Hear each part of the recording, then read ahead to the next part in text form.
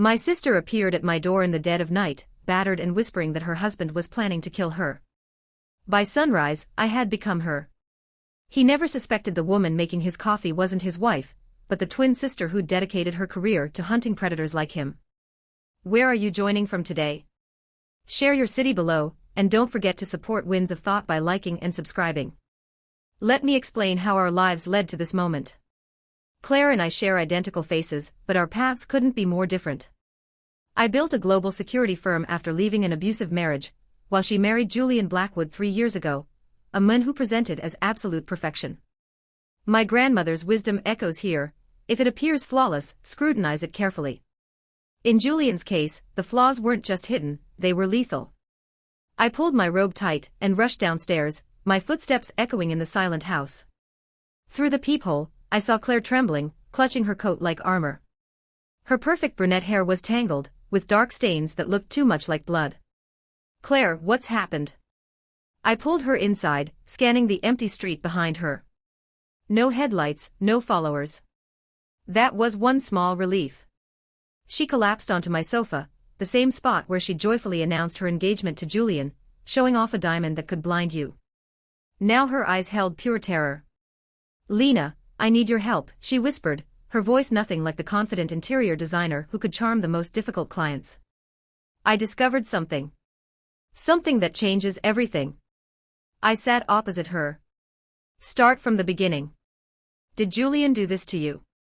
She shook her head, wincing. "Not directly. I mean, he pushed me, but that's not." "Lena, promise you won't contact the police." "Not yet." That surprised me. Throughout our lives of me rescuing her from various troubles, Claire had never asked me to avoid authorities. She was the rule follower, while I specialized in rewriting them. "What did you find?" I asked, though part of me dreaded the answer. Claire fumbled in her purse and produced a small bronze key. "This opens a private vault Julian doesn't know I found." I discovered the invoice in his blazer pocket when I took it for cleaning. Her identical blue eyes met mine. "Lena, the contents prove Julian isn't who he claims to be." I leaned forward, my analyst's mind shifting into high gear. "What kind of contents?" "The kind that ruins multiple families. The kind that could imprison him forever." She took an unsteady breath. "The kind that makes me realize I've been married to a phantom for 3 years." The antique clock in my hall chimed 3 a.m., a sound that usually comforted me but now felt threatening. Outside, November wind rattled my windows, and I felt grateful for the isolation that had frustrated me yesterday. "Claire, you need to tell me exactly what was in that vault." She met my gaze, and for the first time since arriving, I saw not fear but resolve. Birth certificates, multiple social security cards, bank details for accounts under different names. She paused. And photographs of at least 5 different women, all deceased. The room fell silent except for that relentless clock. I stared at my sister, processing her words. Multiple identities, dead women. This had moved beyond a bad marriage. "There's more," Claire continued, her voice strengthening. "I believe Julian has done this before. I think he marries women, takes their wealth, and then..." She didn't finish, but she didn't need to. I stood and walked to my kitchen, needing the familiar ritual of tea-making to steady my racing thoughts. Through the window above my sink, I saw the reflection of my living room where my twin sat injured and broken, holding proof that her husband was likely a serial predator. "When did you discover this?" I called out, filling the kettle with hands that remained steady despite the chaos in my mind. "This evening." Julian thought I was at a client dinner, but I returned early because I'd forgotten my presentation materials. Her voice carried into the kitchen. I overheard him in his study discussing asset liquidation and travel arrangements. When I heard him coming, I hid in the pantry. I returned with 2 steaming mugs. "What exactly did you hear?" "He was talking to someone about moving funds offshore. Something about resolving complications before our anniversary next month." She sipped her tea, hands trembling slightly. "He said the current situation had grown too complex, and it was time for a fresh start." The implications struck me physically. If Julian followed his apparent pattern, Claire's 3rd wedding anniversary would likely be her final day. "That's when I searched for the key," she continued. "I knew he kept critical documents somewhere in the house, but had never located them. When I found that vault receipt, I had to know what was inside. I studied my sister's face, noting the stubborn set of her jaw I knew so well. We might have chosen different lives, but we were both Harrison women, and Harrison women never surrendered without a fight. Claire, why not go directly to the police with this? Because I need more than photographs and forged documents. I need irrefutable proof of his crimes. She set down her mug and looked directly at me. And because I have a plan that could give us both. I'm listening. Julian has never met you. He knows I have a twin, but I've always kept you separate from that part of my life. She paused, gauging my reaction. He's traveling tomorrow night for what he claims is a business conference. He'll be away until Sunday. Where this conversation was heading became clear, and I felt the familiar adrenaline surge that had served me well in my security career.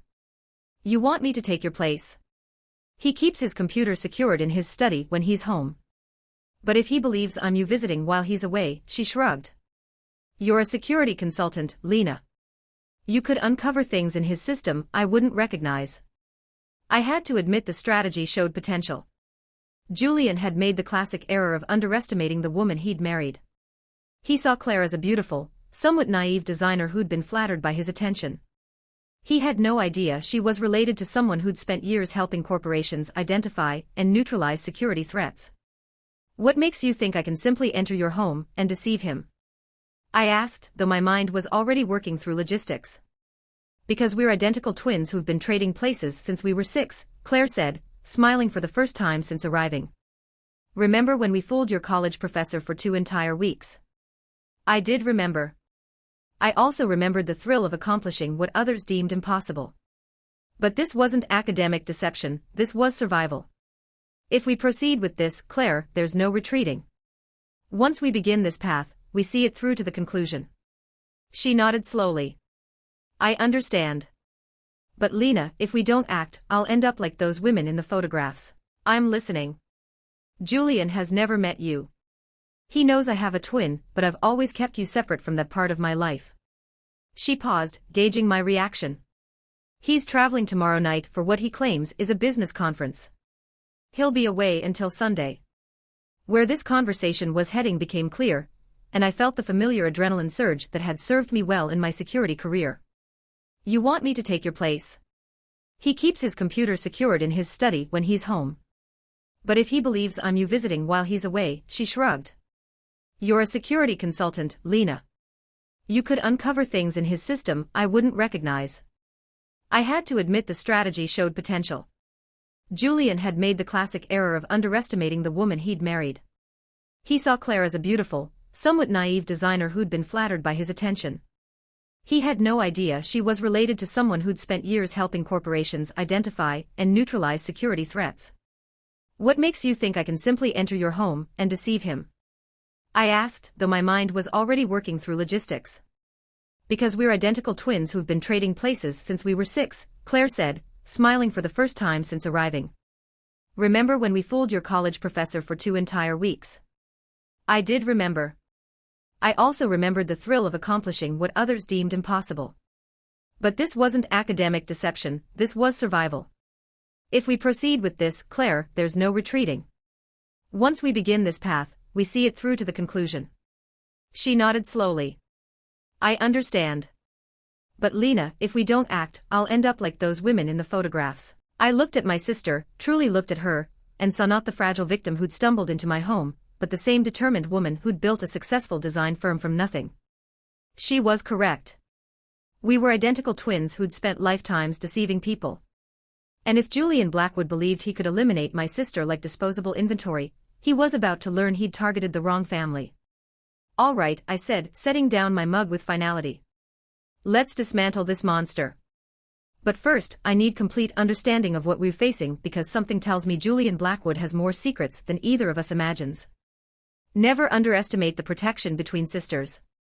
Describe your daily routine with Julian, I said, retrieving a notepad from my home office.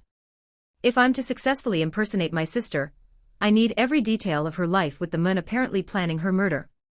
Claire winced as she adjusted position, and I mentally noted to fetch ice for her face. He leaves for work at 7:45 every morning. He's obsessive about his schedule. Tea at precisely 7:30, Shower at 7 o'clock, breakfast at 7:50. Everything timed to the minute. What does he claim as his profession? I asked, though I suspected the answer would be fiction. He says he's in international consulting, Blackwood Global Partners. She laughed bitterly. God, I was so naive.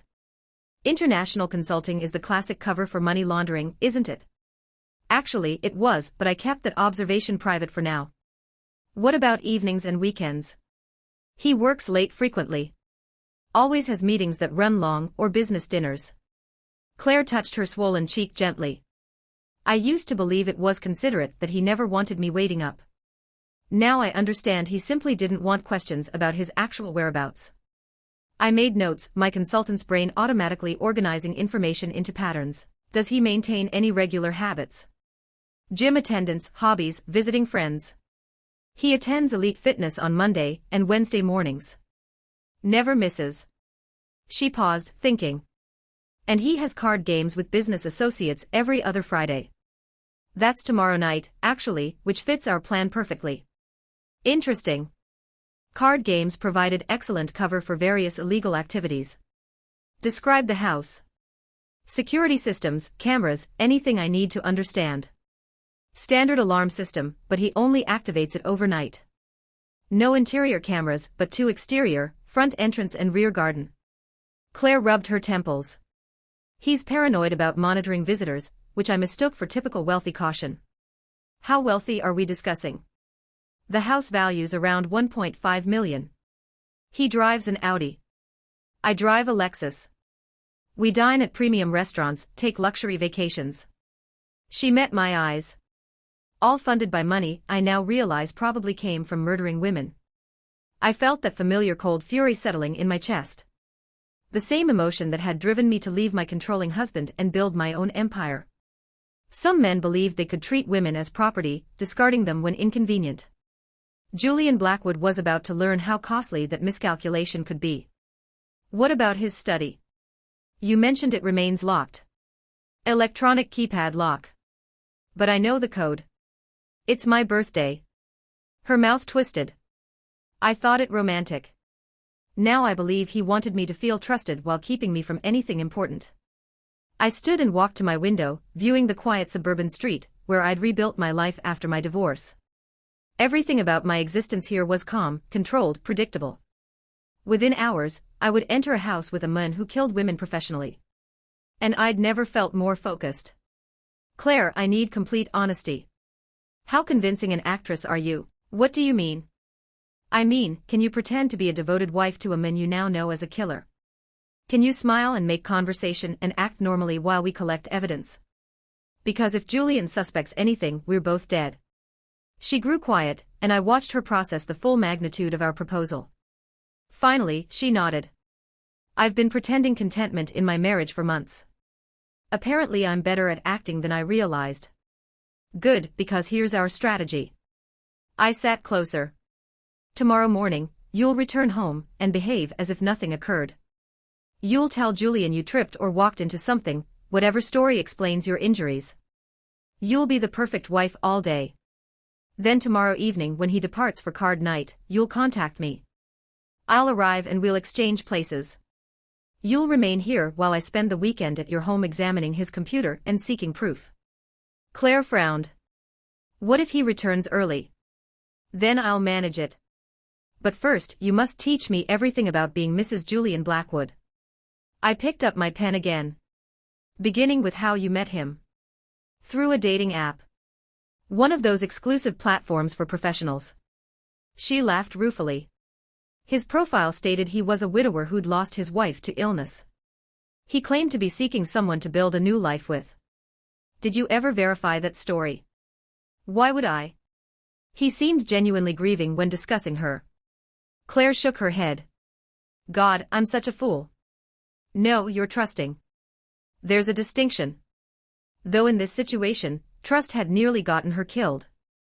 What was his wife's name? Elizabeth.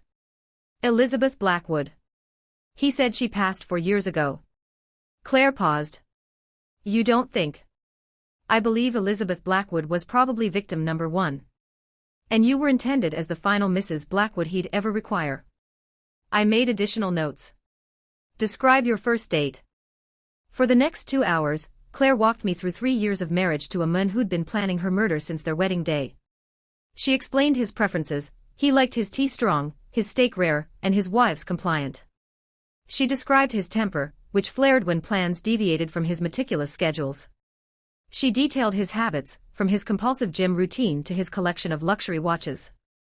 By dawn's light filtering through my windows, I possessed 14 pages of notes, and a clear portrait of the man I needed to deceive. Julian Blackwood was organized, controlling, and methodical. He planned everything to the smallest detail, expecting his world to operate with precision, which meant he'd never anticipate his wife's identical twin entering his life to dismantle everything he'd built. There's one more detail, Claire said as I walked her to the door. Julian has a safe in the bedroom closet. I don't know the combination, but I've watched him open it twice. I believe he stores cash there and possibly other important documents. Can you describe its exact location and appearance? She provided details I committed to memory. Claire, once I enter that house tomorrow night, you must remain here quietly. No calls, no errands, nothing that might alert him if he's monitoring you. You truly think he's watching me? I believe Julian Blackwood is a predator who's avoided capture multiple times, because he's meticulous and thorough. I opened the front door, checking the street for surveillance signs. Which means we must be more meticulous and more thorough than he is. Claire embraced me tightly, and momentarily, we were just two frightened sisters holding each other. Then she pulled back and I saw the steel in her eyes that reminded me we were related. Lena, what if you find proof he murdered those other women? Then we ensure he never murders anyone else. I met her gaze steadily. And we ensure everyone understands precisely what kind of monster Julian Blackwood truly is. Watching her drive away in her Lexus, I realized I was actually anticipating this challenge. It had been too long since I'd faced a problem that mattered, a crisis requiring every skill I'd developed through decades of security work. Julian Blackwood believed himself a master manipulator who could control and eliminate women at will. He was about to discover that some women fight back. But first, I had a killer to deceive and 24 hours to prepare for the performance of my lifetime. I spent Friday preparing like I was approaching a battlefield because in many ways I was. By midday, I'd researched everything available about Julian Blackwood online, which proved minimal. That absence told its own story. Men with legitimate businesses typically left digital footprints. Men with secrets worked diligently to remain invisible.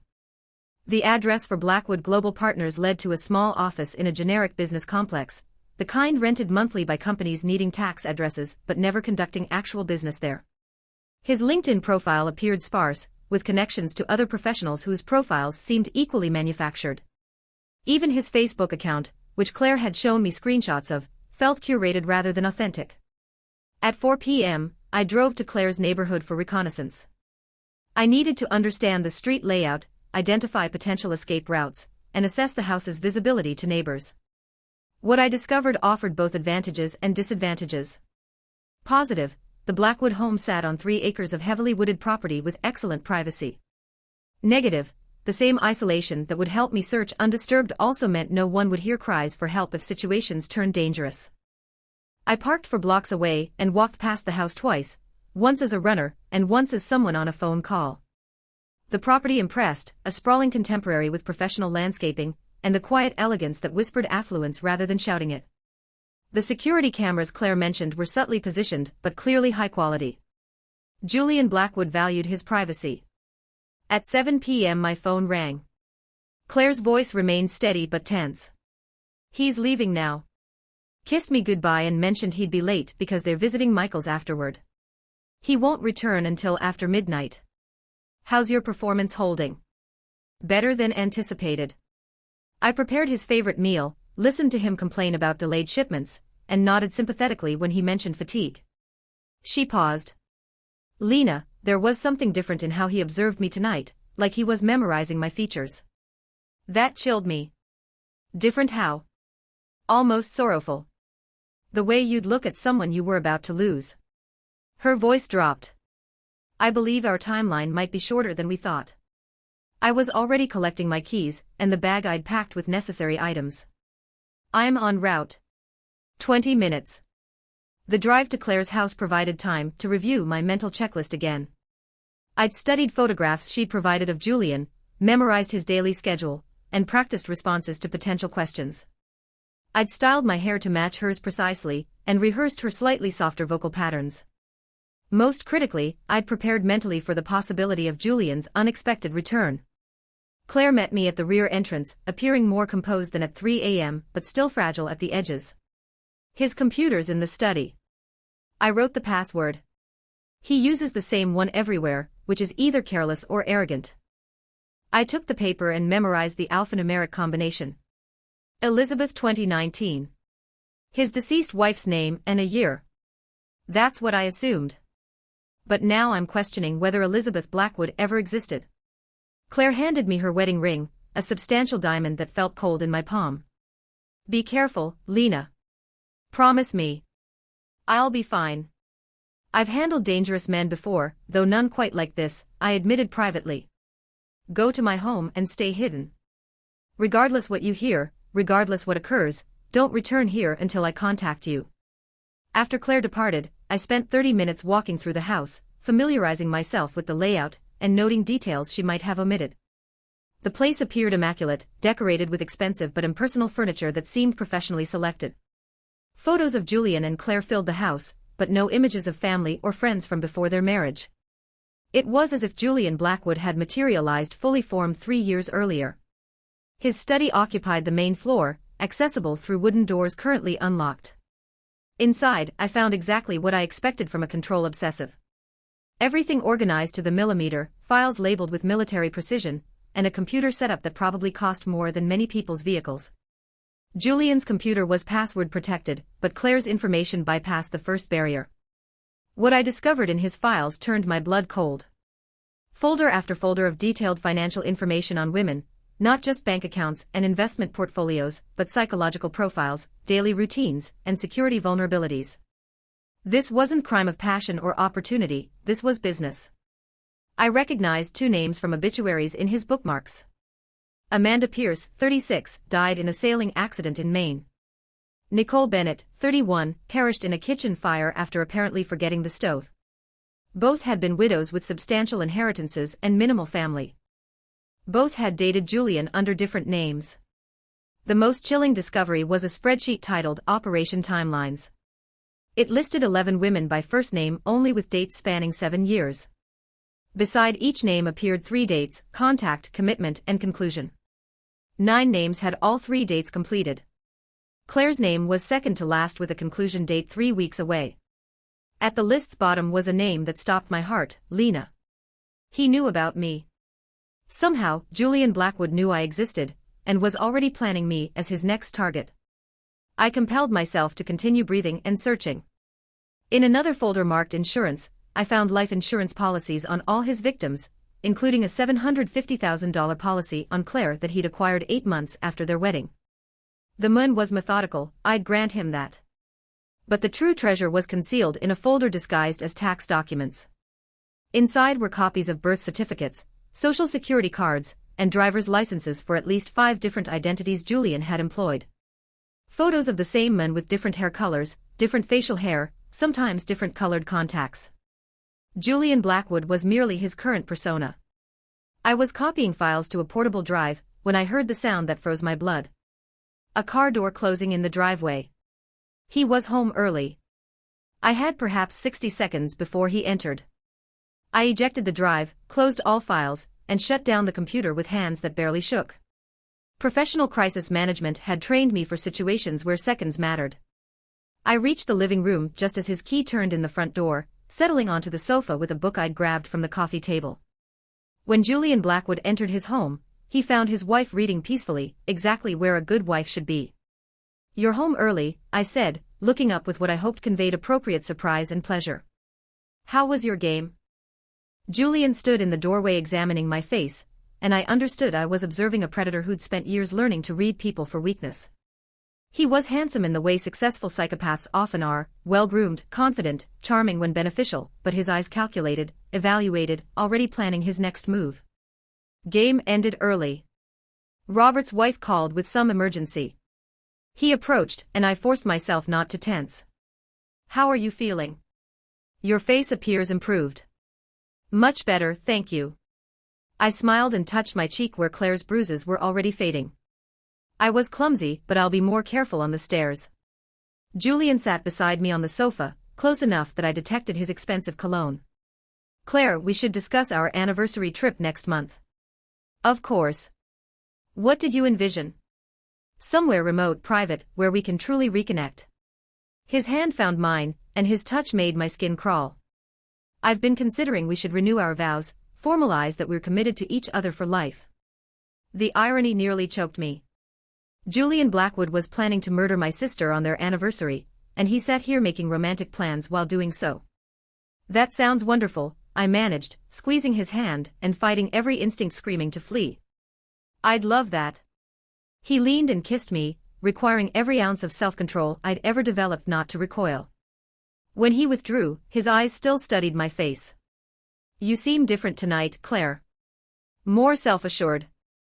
That was the moment I realized Julian Blackwood suspected something was wrong. And I was trapped in his house with no backup plan and nowhere to run. Different how? I asked, tilting my head as I'd seen Claire do countless times. The key to successful deception, I'd learned in corporate security, was never overreacting to probing questions. Julian continued studying my face with those calculating eyes. More confident, I suppose. Yesterday you seemed fragile after your accident. Tonight you resemble your former self. I laughed softly, the sound emerging exactly like Claire's. Well, proper rest works miracles. And I've reflected on what you mentioned yesterday about self-care improvement. What did I mention yesterday? The question came too quickly. Too sharp. He was testing me. Think, Lena. What would an abusive husband tell a wife who'd just been injured? I'd been married to one myself, so I knew the script. That I need increased caution. That incidents like this could have been avoided if I'd paid better attention to my surroundings. I met his gaze directly. You were correct, as usual. Something in his expression relaxed slightly, and I understood I'd passed whatever test he'd been administering. Julian Blackwood was a man who enjoyed being right, and having his authority acknowledged. I worry about you when I'm absent, he said, his hand moving to stroke my hair in a gesture probably intended as affectionate. You're so trusting, Claire, so innocent. This world contains dangers for women who don't comprehend how predators operate. The irony was so profound I nearly laughed. Here was a predator warning his intended victim about predators. I know you'll always protect me, I said, leaning into his touch like a trusting wife should. I feel completely safe when you're here. Julian smiled, and it was the first genuine expression I'd witnessed from him. He actually enjoyed this, the absolute trust, the power dynamic, the knowledge that he held someone's life in his hands without their awareness. I have something for you, he said, reaching into his jacket. An early anniversary gift. He produced a small velvet box, and my heart accelerated. Please don't be an engagement ring replacing the wedding band. Please don't require removing jewelry Claire always wore. Inside rested a delicate platinum necklace with a small pendant shaped like a heart. It was actually beautiful, which somehow made it more disturbing. It's exquisite, I said, meaning it. What does the heart symbolize? The heart of my world, he said. And his voice sounded so sincere, I almost believed him. I had it crafted specifically for you. See the engraving. I turned the pendant and saw tiny etched words, eternally mine, J. The possessiveness of the message chilled me, but I smiled like a woman receiving a romantic present. Julian, it's perfect. Will you fasten it for me? As he clasped the necklace around my neck, his fingers lingering longer than necessary, I understood this wasn't merely a gift. It was a collar, a method of marking his territory before eliminating it. There, he said, his breath warm near my ear. Perfect. You should wear this constantly now. I will, I promised, though I was already planning to provide it to the FBI as evidence. Julian settled back against the sofa cushions, apparently satisfied with my reactions. Claire, I've been contemplating our future. About expanding our family. Oh no. This conversation was progressing somewhere I wasn't prepared to go. Expanding how? Children. I believe it's time we seriously discussed having a baby. His hand found mine again, his grip slightly too firm. I know we've mentioned it previously, but I feel ready now, more established professionally. I considered the timeline spreadsheet I'd discovered. With Claire's conclusion date 3 weeks away, he wasn't planning a future with children. He was acting out some twisted domestic fantasy before committing murder. That's wonderful to hear, I managed. I've wanted to discuss it too, but I wasn't certain you were prepared. Well, I am. In fact, I believe we should begin trying immediately. His tone permitted no discussion. Every alarm in my mind screamed simultaneously. This was escalating far beyond what Claire and I had planned. I needed an exit from this situation without arousing further suspicion. Julian, I touched my bruised cheek gently. I'm still feeling somewhat tender from my fall. Perhaps we should wait several days until I've fully healed. His jaw tightened slightly, and I realized I'd said something incorrect. Claire, are you having reservations about starting a family? The threat in his voice was subtle but unmistakable.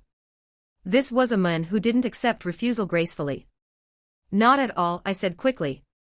I simply want to provide my complete attention when we attempt conception. Currently I'm still taking medication for my headaches, and I know that's not ideal for pregnancy. It was a reasonable excuse. Medically sound, and it purchased time. Julian studied my face again, but eventually nodded. You're right. Naturally, I want our child to have every advantage. He kissed my forehead, a gesture that would have been sweet from any other man. Several more days won't matter. I smiled and leaned against him, playing the part of the loving wife while my mind raced through possibilities. I needed to escape this house with the evidence I'd collected. But I also needed to maintain my cover long enough to locate more proof of his crimes. I believe I'll draw a bath and prepare for bed, I said, standing carefully. Unless you require anything else. Actually, there is something. Julian stood as well, his height making me feel more vulnerable than usual. I have business to address this weekend. A client meeting that might run late Sunday evening. You won't mind if I'm unavailable for a day or two? A client meeting lasting 2 days. More likely, he was arranging Claire's murder and required time to establish his alibi. Of course not. You know I trust your judgment regarding business matters. I touched the necklace he'd given me. I'll probably catch up on reading and perhaps reorganize the guest room. Perfect. He kissed me again. This time I felt him testing the response, measuring how I kissed him back. Claire, yes, I love you more than you could possibly comprehend. Coming from a man planning to kill me in 3 weeks, the words carried a chilling edge. But I smiled and said what Claire would have said. I love you too, Julian. Forever. As I walked upstairs to run a bath, I heard him making a phone call. I couldn't distinguish words, but his tone was businesslike, efficient. He was confirming arrangements for something, and I had a terrible feeling I knew what. In the master bathroom, I finally permitted myself to tremble. The portable drive in my pocket felt like it burned against my leg, loaded with sufficient evidence to destroy Julian Blackwood and potentially save other women's lives. But delivering that evidence to the proper authorities required surviving long enough to escape this house. I started the bath water and sat on the tub's edge, attempting to process everything I'd learned tonight. Julian wasn't merely a serial killer, he was a businessman who'd turned murder into profitable enterprise. The life insurance policies, the carefully researched victims, the multiple identities, all indicated someone who'd been doing this for years, and he was planning to expand his operation to include me. The water ran hot, steam beginning to fog the mirror. Shortly, I'd need to complete playing the role of Claire Blackwood, devoted wife to a monster. But tomorrow, when Julian left for his mysterious business meeting, I'd access his remaining secrets. I simply had to survive the night first. From downstairs, I heard Julian conclude his call and begin moving through the house, checking locks and setting the security system. He was methodical about everything, including ensuring his victims couldn't escape. But Julian Blackwood had committed one crucial error. He believed he was dealing with naive, trusting Claire. Instead, he was trapped in a house with someone who'd built a career on locating hidden threats and eliminating them. The hunter was about to become the hunted. I slept minimally that night, hyper-aware of every sound Julian made, every shift of his body in the bed beside me. He slept deeply, confidently, the sleep of a man who believed he controlled everything in his environment. If he only knew his wife's identical twin lay inches away, planning his destruction. Saturday morning brought relief through Julian's rigid schedule. At precisely 7 o'clock, his alarm sounded and he launched into his predictable routine. Shower, tea, breakfast, financial news. I played the part of sleepy, affectionate wife, making small talk about weekend plans while internally counting minutes until his departure. I should return Sunday evening, he said, kissing my cheek as he collected his briefcase and overnight bag. Order something nice for dinner tomorrow, perhaps from Giovanni's. You know how I adore their osso buco. Of course, I smiled, though the thought of sharing another meal with this man sickened me. Travel safely. The moment his Audi disappeared down the driveway, I moved into action. I had approximately 36 hours before his return, and I intended to utilize every minute. First, I called Claire from Julian's landline, a calculated risk, but one that established normal patterns if phone records were checked later. How did it proceed? Her voice tightened with anxiety. Better than expected. He suspects something's different, but he's uncertain what. I purchased us time by performing the injured devoted wife. I walked to the window confirming his car was truly gone. Claire, I need to ask about life insurance. Did Julian ever have you sign policy paperwork? Yes. About 8 months after we married, he said it was responsible financial planning. Her voice quieted. Oh God. Lena, what amount? $750,000. With him as sole beneficiary. I heard her sharp inhalation. But here's the significant part. I found policies on other women too. This isn't passion or rage, Claire. This is Julian's business model. What do we do now? Now, I dismantle this house and locate everything that will imprison him permanently. I was already heading to his study. Remain at my home, keep curtains closed, and don't answer the door for anyone. If something fails here, you'll need to disappear until federal protection is possible. After disconnecting, I returned to Julian's computer with clearer understanding of my objectives. The files I'd found last night were damning, but I required more. I needed bank records, communication with accomplices, and most critically, evidence of where victims were buried. What I discovered in his email archives was a masterclass in digital serial predation. Julian maintained correspondence with at least 2 other men who appeared to operate similar schemes in different regions. They shared advice on target selection, discussed best practices for staging accidents, and even traded information about women who'd moved between their territories. One email thread made me physically ill. Dated 7 months ago, it included photos of Claire from their wedding alongside detailed financial information about her design business and her lack of close family. Julian had presented my sister to his partners like a business proposal. The responses were encouraging. Excellent selection, one wrote.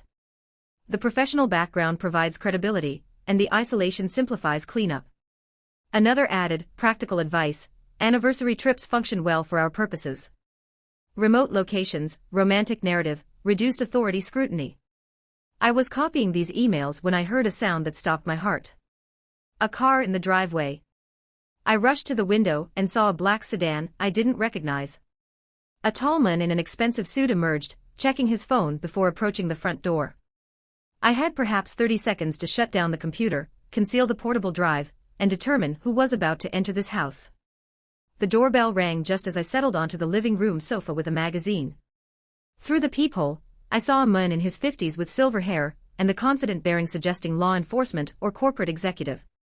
He didn't resemble one of Julian's criminal associates, but I wasn't taking chances. Can I help you? I called through the door. Mrs. Blackwood, I'm Detective Harris with County Police. I'm hoping to speak with you and your husband about an investigation we're conducting. My blood chilled. Had someone already uncovered Julian's crimes? Was this legitimate or a trap? Or worse, was this detective actually collaborating with Julian? My husband isn't present currently, I said, keeping my voice steady.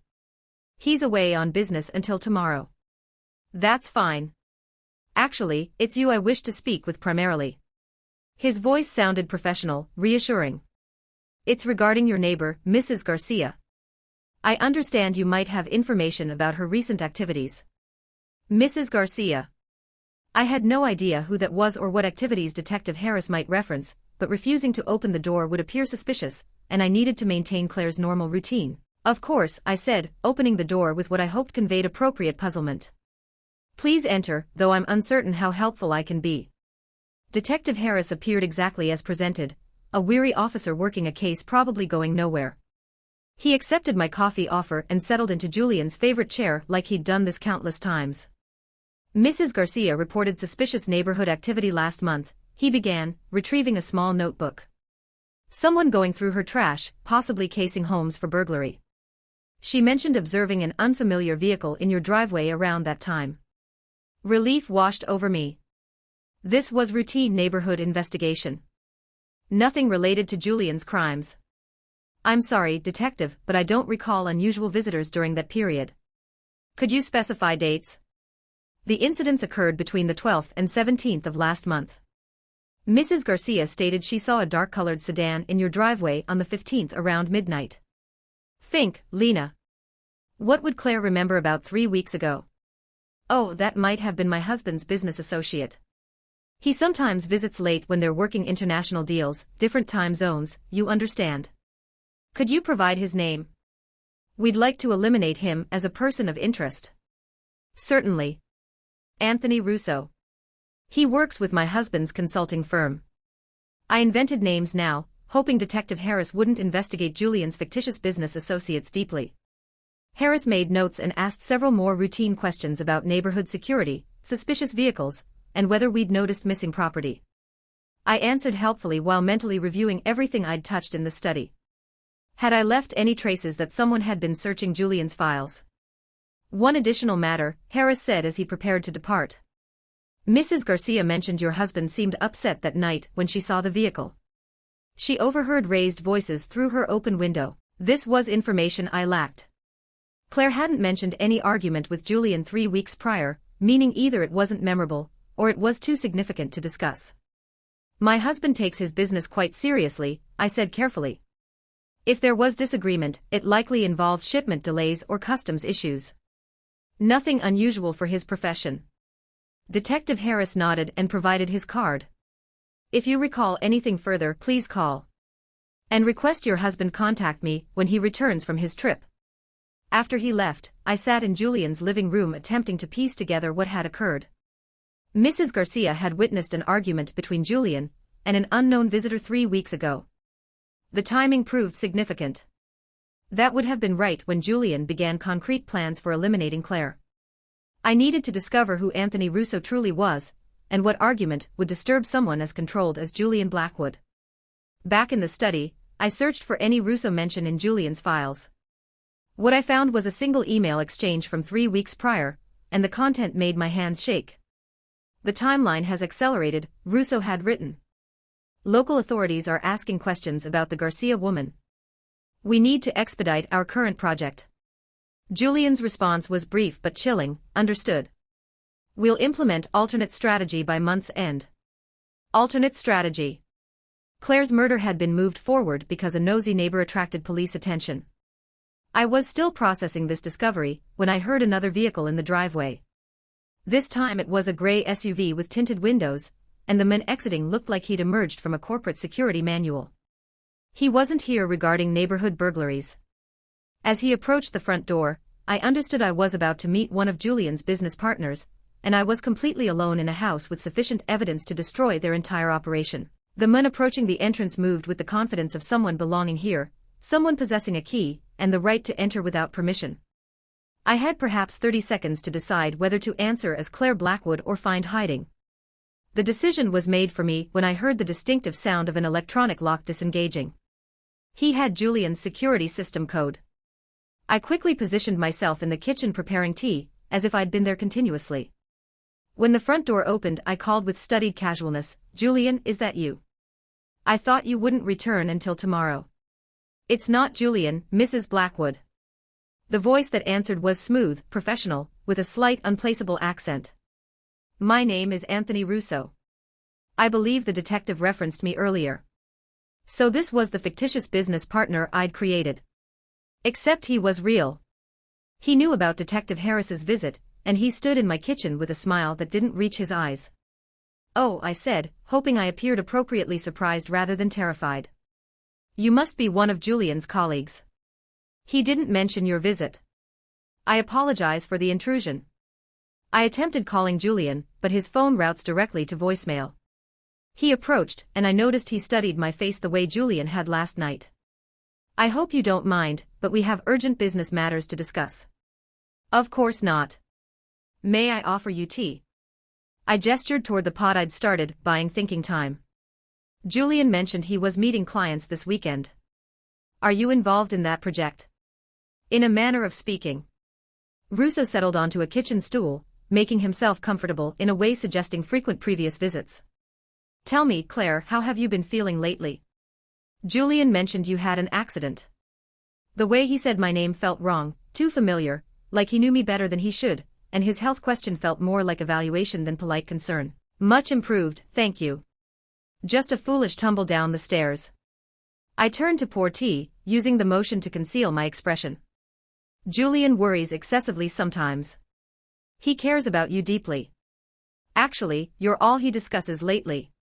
Russo accepted the teacup with a brief acknowledging nod. He's quite enthusiastic about your upcoming anniversary plans. There it was. Confirmation that Julian's business associates knew about his plan to murder me. More than that, they were actively involved in coordinating it. He's been very secretive about details, I said, settling on the stool across from him. You know how men are with surprises. Russo laughed, the sound genuinely amused in a way that chilled my blood. Oh, I believe you'll find it quite memorable. Julian has invested considerable thought ensuring it's an experience you'll never forget. I forced a smile while internally screaming. These men discussed my sister's murder like a romantic getaway, finding humor in their twisted plans. May I ask something? I said, leaning forward conspiratorially. How long have you and Julian collaborated? He's mentioned you, naturally, but I don't believe I know your partnership's full history. It was a dangerous question, too curious for a wife supposed to remain ignorant of her husband's business. But I needed to understand their operation scope. Russo studied my face again, and I saw the exact moment his expression shifted from polite interest to active suspicion. Claire, you seem different today. More inquisitive than usual. Do I? I've been reading more recently. Julian encourages me to stay informed about current events. It was a weak explanation, but the best I could improvise. Reading. How interesting. Russo reached into his jacket, and I tensed, expecting a weapon. Instead, he retrieved his phone. You know, I was considering our conversation last month, the one about your sister. My blood turned to ice. Julian had told his partners about me. My sister. I attempted to appear confused while my mind raced through possibilities. How much did they know? Did they suspect my presence here? Your twin sister, Lena, I believe Julian mentioned she lives approximately an hour away. Russo scrolled through his phone seeking something. He said she's quite accomplished, a security consultant of some kind. Yes, she does cybersecurity consulting. The words emerged automatically, but I realized too late I'd confirmed information they were verifying. Cybersecurity. How fascinating.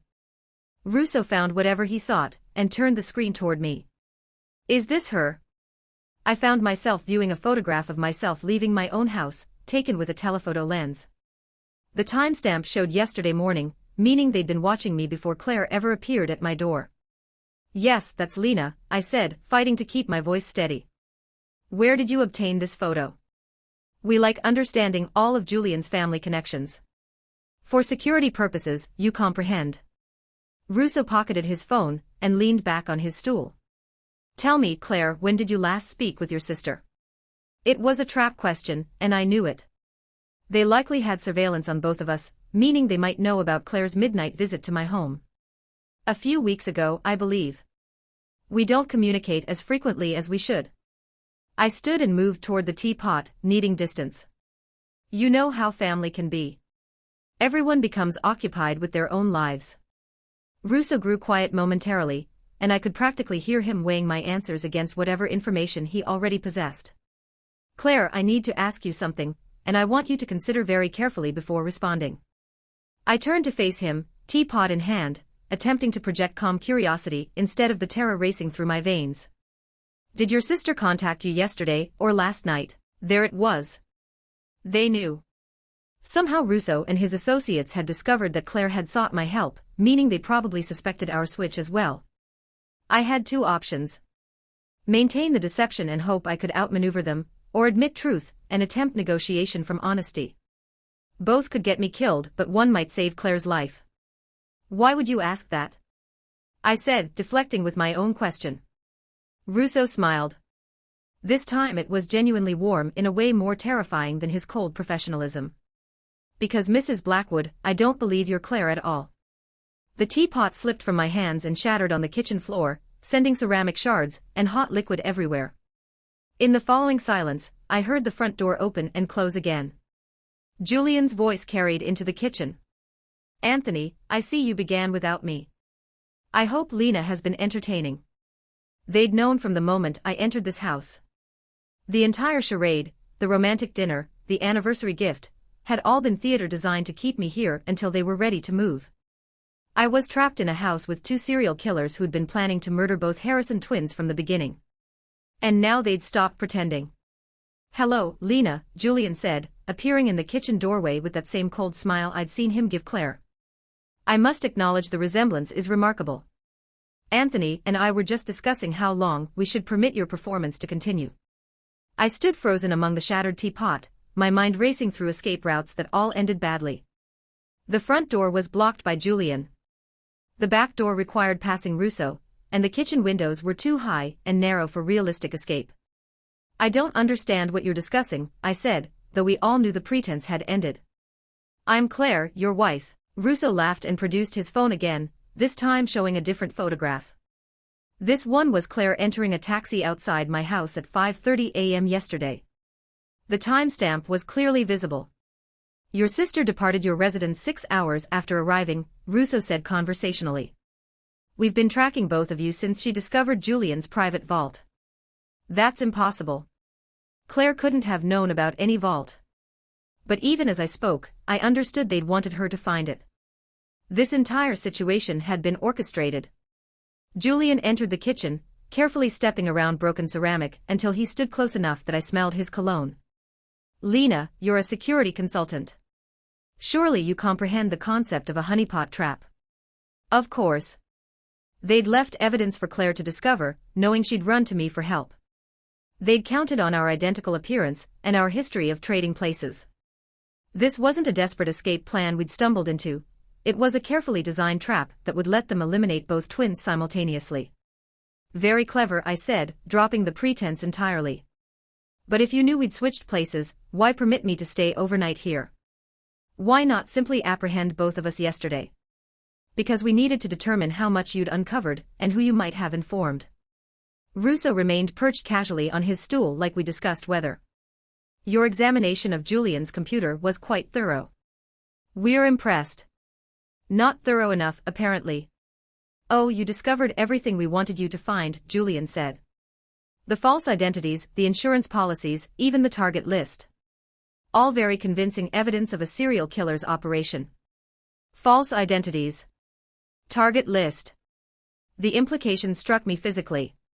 You're not serial killers at all. Well, we are killers, Russo clarified helpfully. But we're not serial killers in the traditional sense. We're professionals, Julian nodded approvingly. We eliminate specific targets for specific clients. The romance and marriage approach is merely one method among many, very effective for accessing wealthy widows, but hardly our only strategy. I considered the spreadsheet I'd found, the detailed victim profiles, the coordination between multiple operatives across different states. This wasn't the work of twisted individuals acting out psychological compulsions, this was organized crime. Who hired you to kill Claire? I asked, though I suspected I already knew. Claire's business partner, Julian said. Apparently your sister discovered financial irregularities in their design firm. Rather than face investigation and potential imprisonment, he decided to eliminate the problem permanently. Richard, the man who'd been slowly embezzling from their design business, and needed Claire to disappear before she exposed him. He'd hired professional killers and paid for an elaborate long-term operation to make her death appear accidental. And me? I asked. What's my crime? Being inconveniently related to the target, Russo replied.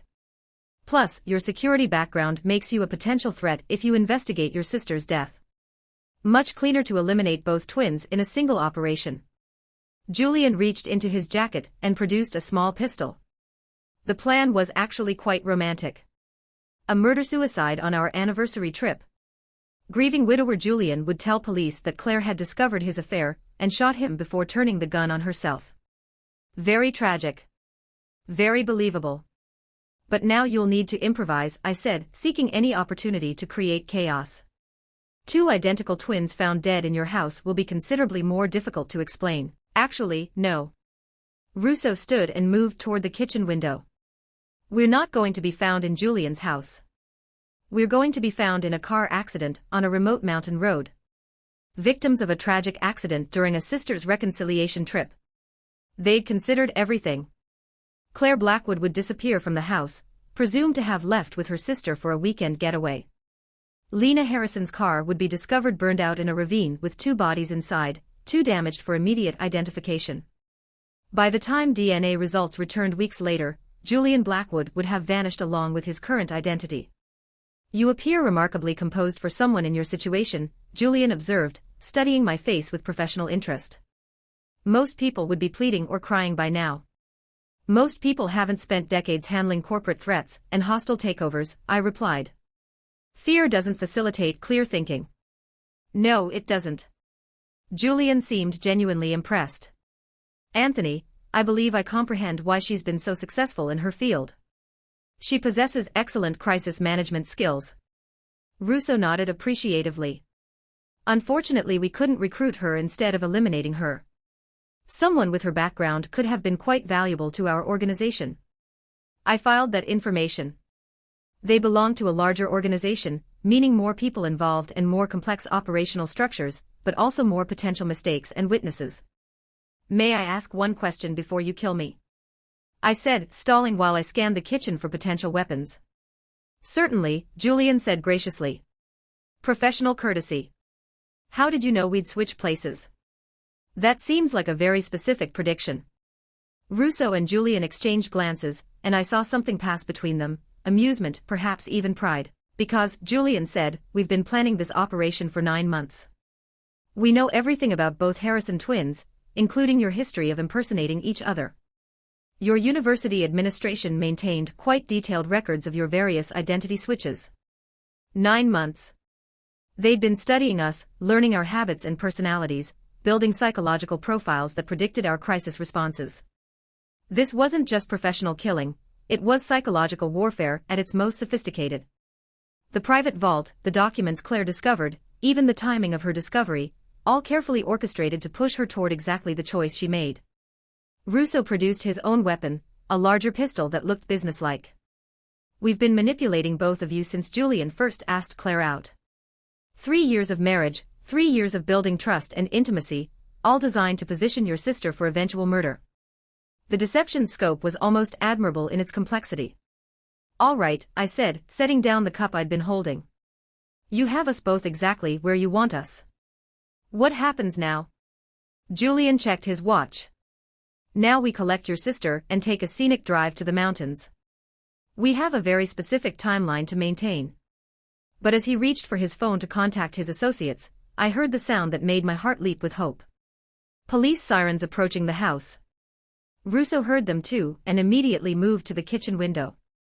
Julian, we have a problem. What kind of problem? The kind that involves 4 police vehicles entering your driveway. I couldn't help smiling as pieces connected. You forgot one thing in all your psychological profiling. What's that? Julian asked, though he was already moving toward the back door. I'm a security consultant. I never go anywhere without contingency plans. While they'd been watching me search Julian's computer, they'd missed the silent alarm system I'd triggered on my phone. The same system I used to alert clients when their networks were compromised had just transmitted my location and an emergency code to the FBI Cyber Division. The cavalry had arrived and Julian Blackwood's perfectly planned operation was about to become a federal case. But first, I had to survive the next 5 minutes. The police sirens approached closer, but Julian and Russo weren't panicking as I'd hoped. Instead, they moved with the calm efficiency of professionals who'd prepared for this contingency. How many exit strategies do we have? Russo asked, speaking into a small radio I hadn't noticed previously. 3, came the reply from someone else in the operation. Team 2 is positioning at the rear perimeter now. Team 2. There were more of them, and they'd been stationed around the property as backup. My federal alert had brought help, but I'd also triggered what appeared to be a small war in suburban Virginia. Lena, you're going to walk out the front door with us, Julian said, pressing his pistol against my back. If you alert the officers in any way, we'll disappear into the woods and your sister will be dead within the hour. It was a convincing threat, but I'd noticed something Julian hadn't. The radio chatter emerged too clearly. Professional criminal organizations used encrypted communications, not commercially available equipment that could be monitored by law enforcement. These weren't the sophisticated operators they'd pretended to be. They were skilled, dangerous, and well-organized, but they'd made errors. You're not going to harm Claire, I said with more confidence than I felt. Because you don't actually know where she is. Russo's radio crackled again. Perimeter secured. No visual on the secondary target. I saw Julian's jaw tighten slightly. They'd been monitoring my house, but they'd lost track of Claire somewhere between last night and this morning. Their perfect surveillance operation contained gaps. Smart sister, Russo said almost admiringly. Where did you direct her to go? Somewhere you'll never locate her. Which was true since I'd told her to remain at my house. If their surveillance was as flawed as their radio security, she might actually be safe. The police sirens had reached the house now, and I heard car doors slamming and officers taking positions outside. Through the kitchen window, I saw at least 5 vehicles and what appeared to be a tactical response team. This is Detective Harris, a voice called through a megaphone. We have a warrant to search the premises. Please exit the building with your hands visible. Detective Harris, the same officer who'd questioned me earlier about neighborhood burglaries. Either his timing was spectacularly coincidental, or my federal alert had been routed through local law enforcement. Mrs. Blackwood, if you're inside, please come to the front door, Harris continued. We need to verify your safety. Julian smiled, and it was the most genuine expression I'd witnessed from him yet. Perfect. They believe you're Claire, meaning they don't know about the switch. This actually simplifies matters. He was correct. If police believed they were rescuing Claire Blackwood from a domestic disturbance or burglary, they wouldn't be prepared for a professional killing team, with backup personnel and escape routes. Here's what will occur, Julian said, his voice calm and controlled. You're going to open the front door and inform Detective Harris that everything is fine. A case of mistaken emergency alerts. You'll apologize for the confusion and request they depart. And if I refuse? Martinez held up his radio. Then my associates will begin shooting officers, starting with Detective Harris. Numerous good people will die because you chose heroism. The threat was credible enough that I couldn't risk calling their bluff. But I also couldn't simply send police away and let Julian and Russo kill both Claire and me at their leisure. I needed a third option. All right, I said, moving toward the front door. But I want your word that you'll spare Claire if I cooperate. You're not in a position to negotiate, Julian pointed out. Actually, I am.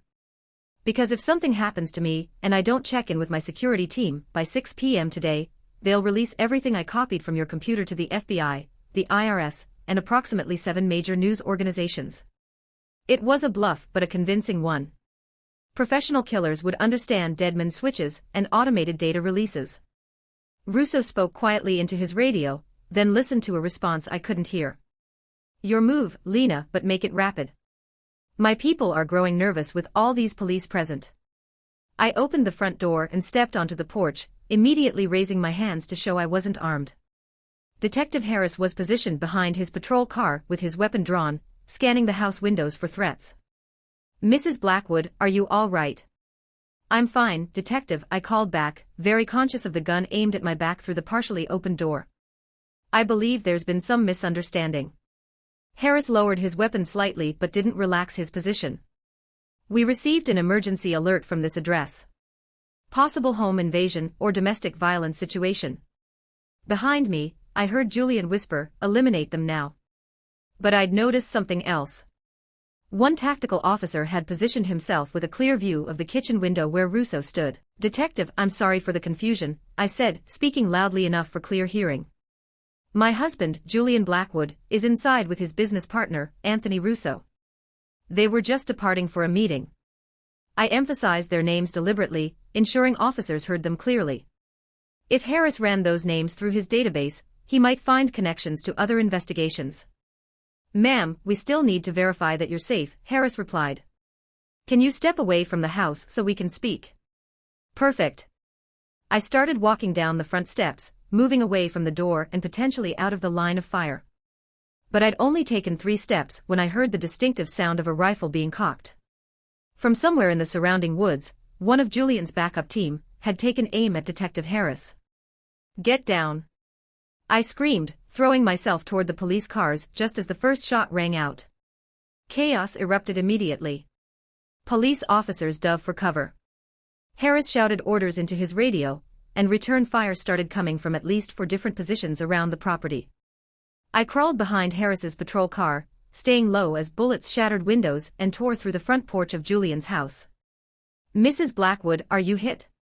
Harris had positioned himself beside me, his radio crackling with reports from other officers. "No, I'm fine. But Detective, you need to understand, I'm not Claire Blackwood. I'm her twin sister, Lena Harrison, and the men in that house are professional killers." Harris stared at me for a split second, processing this information. "How many men? What weapons?" "At least 5, possibly more. Julian Blackwood and Anthony Russo are inside with handguns. Unknown number in the woods with rifles." I ducked lower as another shot spiderwebbed the patrol car's rear window. "They're part of an organized killing operation. They were planning to murder my sister and stage it as an accident." Harris called for additional backup, federal support, and a negotiator into his radio. But I could tell from the radio chatter that this was escalating beyond local police capabilities. "Detective, there's something else you need to know," I said. "They operate on strict timelines. If they don't check in with their organization by a specific time, other operatives will start eliminating witnesses. This isn't just about apprehending 2 killers, it's about dismantling a murder-for-hire network." Harris's expression hardened. "How much do you know about their operation?" "Everything. I downloaded their files, their target lists, their financial records, their communications with other cells." I retrieved the portable drive from my pocket, grateful it had survived the morning's chaos. "This contains sufficient evidence to destroy their entire organization." "Jesus." Harris took the drive and immediately called for federal agents and digital forensic support. "Ma'am, you realize you've just become the most important witness in probably the largest organized crime case this county has ever witnessed." I did realize that. I also realized that Julian and Russo would do anything to prevent that evidence from reaching federal authorities, meaning the real fight was just beginning. From inside the house, I heard Julian's voice calling out, "Detective Harris, I'd like to propose a trade." This wasn't going to end with a simple arrest. Julian Blackwood was about to turn a suburban crime scene into a hostage situation, and I remained the only thing standing between his organization and complete success. "Harris, I'm listening," Detective Harris called back toward the house, though his hand signals made it clear he was coordinating something with the tactical team. Julian's voice carried clearly from an upstairs window. "I have information about a terrorist cell operating in this county. Active plots against government buildings, but I'll only share it in exchange for safe passage out of here." It was a clever deflection, offering to trade fictional terrorism intelligence for real escape opportunities. But I could see Harris wasn't convinced. "What kind of terrorist activity?" Harris called back, clearly stalling while backup units surrounded the property. "The kind that involves vehicle bombs and federal courthouses," Julian replied. "The kind that's scheduled to occur this week unless you get me safely to a federal facility where I can provide complete details." I had to acknowledge it was psychologically sophisticated. Even if law enforcement suspected he was lying, they couldn't risk ignoring a credible-sounding threat against government buildings. But Julian had committed one crucial error. He was still underestimating me. "Detective," I whispered, staying low behind the patrol car. "He's lying about terrorism, but he's not lying about having deadlines. His organization functions on strict timelines. If he misses his next check-in, they'll start cleaning up loose ends." "What kind of loose ends?" "Witnesses, other targets they've been planning to eliminate, possibly even their own lower-level operatives." I considered the email threads I'd found, the casual discussion of murderous business practices. These people don't leave survivors when operations fail. Harris spoke rapidly into his radio, requesting federal support and coordination with FBI counterterrorism units. I could tell he was taking the threat seriously while attempting to maintain control of an increasingly complex situation. From somewhere in the woods, I heard movement, branches breaking, footsteps in dead leaves. Julian's backup team was repositioning, either to improve firing angles or to prepare escape routes. Detective Harris. This time it was Russo's voice from a different window. We have a counterproposal. Proceed. Lena Harrison walks back into this house, and we'll surrender peacefully. No one else gets injured and we'll provide full cooperation with federal authorities. Harris looked at me, his expression making it clear that wasn't happening. Not a chance. Then we start executing hostages in 10 minutes. Hostages? The word hit me like ice water. Detective, they don't have any hostages. Unless what? Unless they'd been holding someone else this entire time. I considered the target timeline I'd found. The efficiency of their operation, the careful planning that went into every murder. What if they have another woman somewhere? Someone else they were planning to eliminate. Harris's radio crackled with an urgent update. Detective, we've got federal agents en route. ETA 10 minutes. Also, we ran those names through NCIC. Julian Blackwood and Anthony Russo are connected to at least 7 missing persons cases in 5 different states. 7 missing persons. That was more than the target list I'd found, meaning either their operation was larger than I'd realized, or they were currently holding captives somewhere. Julian, I called toward the house, making a decision that would either save lives or get me killed. I know about the other women. Silence from the house. Then after nearly 30 seconds, Julian's voice, what other women? The ones you're holding while you arrange their accidents. The ones whose disappearances will be noticed if they don't check in with their families. It was educated guessing, but based on professional operational logic. How many are there, Julian? How many women are sitting in a warehouse or basement somewhere, waiting for your return? More silence. But this time, I heard voices from inside the house. Urgent, heated discussion between Julian and Russo. Harris was staring at me with something approaching awe. How did you know? Because I understand their business model. They can't simply grab someone and kill them immediately. That creates timeline conflicts and reduces their ability to stage believable accidents. I kept my voice low, though I suspected Julian was monitoring our conversation somehow.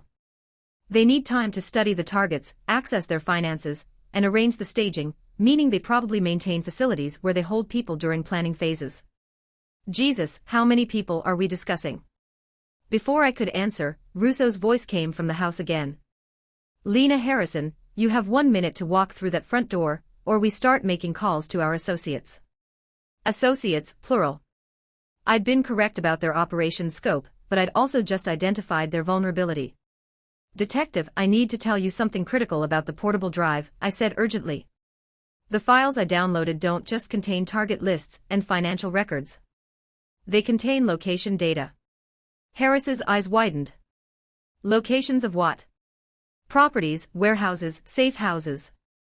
GPS coordinates for every facility their organization utilizes. I could hear movement in the house now. Footsteps, doors closing, the sound of people preparing to move. If we can get that data to federal agents before Julian makes those calls, we can save whoever they're holding captive. 30 seconds, Russo called out. After that, we start eliminating assets. Harris was already on his radio trying to expedite federal response while coordinating with the tactical team, but I could see the math wasn't working. Federal agents were still 7 minutes away, and Julian wasn't waiting that long, leaving me with one option that might save the lives of unknown women held by this organization. I'm going in, I told Harris quietly. Absolutely not. That's suicide. No, it's negotiation. Because Julian and Russo have made one crucial miscalculation in all their planning. I checked my phone and saw it was 5:23 p.m. They believe they're dealing with a frightened victim who stumbled into their operation, don't they? I smiled, feeling the same cold focus that had made me successful in corporate crisis management. Detective, I spent 18 years dismantling criminal networks for multinational corporations. I know how to destroy organizations from within. Time's up, Julian called from the house. I stood up, ignoring Harris's attempts to pull me back down. Julian, I'm coming in, but I want to discuss terms. No terms. Just enter. Wrong answer, I called back. Because if I don't walk out of that house alive in exactly 1 hour, every piece of data I downloaded from your computer gets released automatically to federal law enforcement. Silence. Then the sound of intense discussion from inside the house. Finally, Julian's voice, what kind of terms? The kind where we discuss your organization's future like professionals instead of playing games with local police. I started walking toward the house, ignoring Harris's urgent whispers behind me. I have information you need, Julian, and you have information I want. What information? I reached the front porch and stopped just outside the door. I know where your money is, Julian. All of it. Every account, every offshore transfer, every shell company you've used to hide 7 years of murder profits. The door opened and Julian stood there with his pistol raised, but not aimed directly at me. His expression was calculatedly neutral, but I saw uncertainty in his eyes. How could you possibly know about our financial structure? Because, I said, stepping across the threshold into a house where I'd probably die within the hour. I'm better at cybersecurity than you are at operational security, and I've been downloading your organization's data for considerably longer than just last night. The door closed behind me and I found myself facing 2 professional killers who were about to learn that their perfect operation had been compromised from the beginning. But first, I had to survive long enough to destroy them. The most dangerous weapon is a mind they never saw coming. Inside Julian's house, the atmosphere had shifted from domestic normalcy to operational tension. Russo monitored multiple communication devices while Julian studied printed maps spread across the dining table. This wasn't just a botched murder anymore, it was a criminal organization in crisis management mode. Explain, Julian said without looking up from his maps. How long have you been accessing our systems? 3 weeks, I lied smoothly, settling into a chair with studied confidence. Ever since Claire mentioned irregularities in her design partner's financial records, I began investigating Richard's connections and discovered he'd hired external contractors for a significant elimination project. Julian finally looked at me, and I saw the exact moment his professional evaluation shifted from dismissive to respectful. You've been tracking us for 3 weeks. I've been tracking you for 3 weeks. I've been documenting your organization for 8 months. I produced my phone, showing them a screen filled with financial data I'd actually downloaded last night, but presented as long-term surveillance. Did you truly believe you could operate a murder-for-hire business without attracting attention from federal cybersecurity monitoring? Russo set down his radio and joined us at the table. You're claiming to be a federal operative. I'm claiming to be a security consultant who specializes in tracking financial crimes for the U.S. Attorney's Office. Your organization's digital footprint has been under investigation since last spring. The lies came easily now, built on a foundation of real knowledge about their operation. The only question was whether to dismantle you piecemeal, or wait for a major operation that would expose your entire network. And Claire discovering the private vault, Julian asked, was the perfect opportunity to gather real-time intelligence on your operational methods. I leaned forward, projecting the confidence of someone holding superior cards. Did you believe it was coincidence that she found exactly the evidence that would send her running to her sister? I saw doubt creep into Julian's expression. Professional criminals were paranoid by nature, and I was feeding that paranoia with a narrative that made their recent troubles the result of federal investigation rather than their own mistakes. You're lying, Russo said, but his voice lacked conviction. Am I?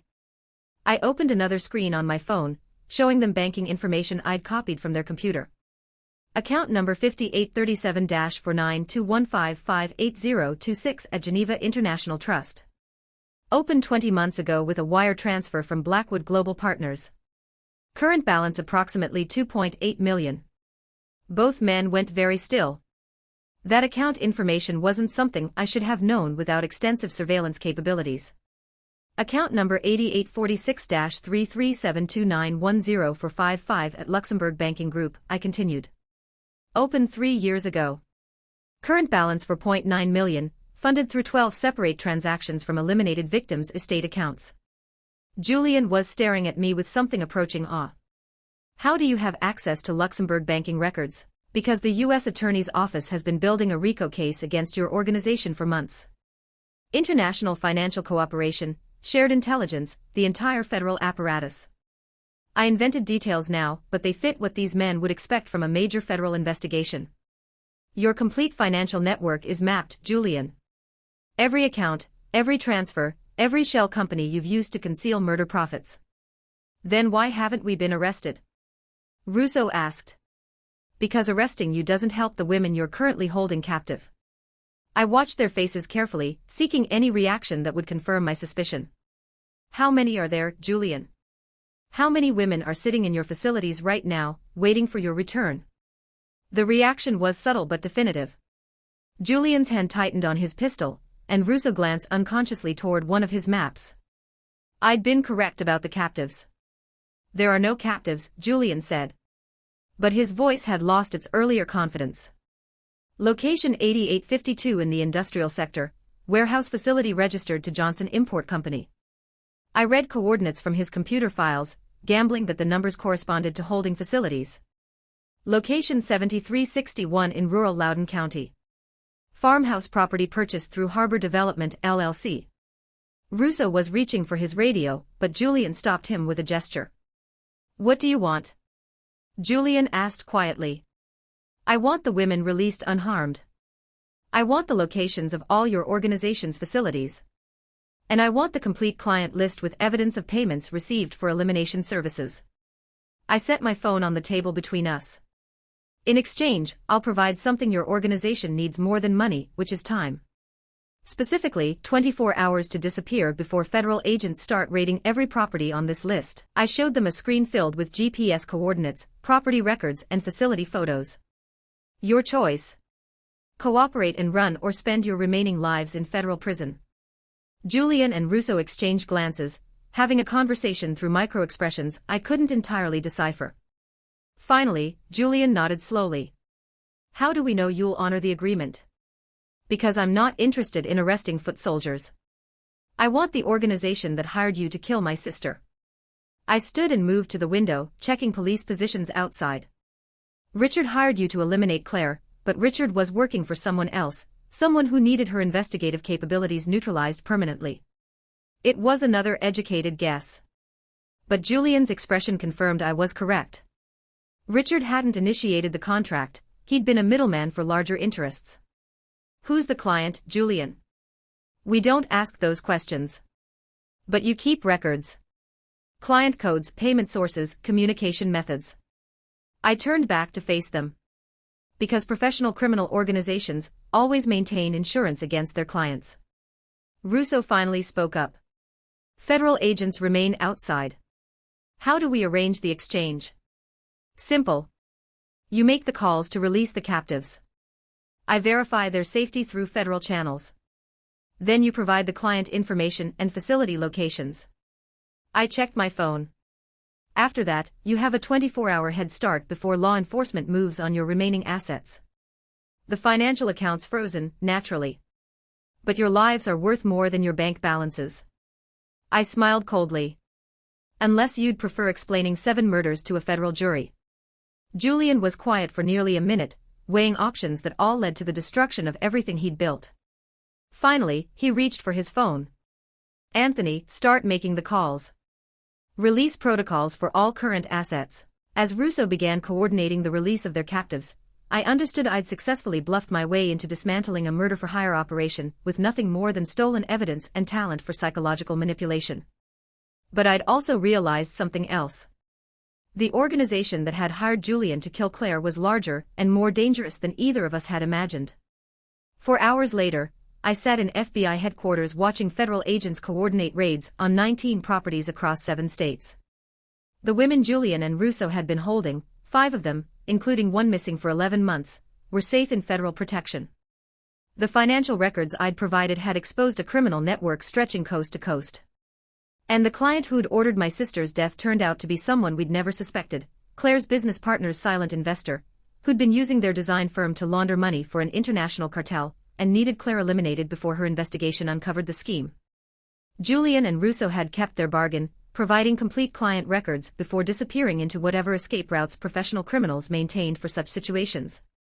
The FBI would apprehend them eventually, but for now, they were fleeing with nothing but the clothes they wore and the knowledge that their empire was completely destroyed. Detective Harris found me in the Federal Building's cafeteria near midnight, nursing my fourth coffee, and attempting to process everything that had occurred. "Your sister wants to see you," he said, settling into the chair across from me. "She's been debriefed, medically cleared, and probably wants to murder you for not sharing the complete plan." I laughed, feeling the first genuine emotion I'd experienced in hours. Claire always hated when I improvised. For what it's worth, Agent Miller informs me your improvisation saved at least 8 lives today. The women they were holding, plus however many future victims they would have eliminated. Harris studied my face. "How did you know they were keeping captives?" "Because I understand how predators operate. They always desire more control, more power, more time to enjoy their victims' fear." I finished my coffee and stood. Julian and Rusa were too organized, too methodical. That kind of efficiency requires preparation time, and the financial data. How much of that was authentic? I smiled, remembering the moment when Julian had believed I'd been investigating him for months. All of it. I'm exceptionally skilled at my profession, detective. Walking from the Federal Building into the early morning air, I understood that my quiet suburban life was probably finished. Federal prosecutors would require my testimony. Criminal defense attorneys would attempt to discredit me. Media attention would follow any case this large and complex. But Claire was alive. 5 women were free. And a murder-for-hire organization had been destroyed. Some complications were worth accepting. My phone buzzed with a text from my sister. "Next time you decide to confront professional killers, perhaps provide more than 12 hours notice. Also, I owe you dinner for the remainder of my life. Love you, sis." I smiled and responded, "Next time, don't marry a serial predator without conducting proper due diligence. But yes, you definitely owe me dinner." Driving through empty streets toward home, I considered Julian Blackwood and his carefully planned operation to eliminate both Harrison twins. He'd been correct about one thing. We were identical in appearance and similar in many ways, but he'd underestimated the most important similarity we shared. Harrison women don't surrender without combat, and we never permit anyone to harm our family. This story concludes with both sisters alive, the criminal organization destroyed, and justice served. But most significantly, it concludes with the understanding that some bonds, like those between identical twins, prove stronger than any threat attempting to break them. Thanks for listening. If this narrative resonated with you, please like this video and subscribe to Winds of Thought. Your support helps us share more powerful voices.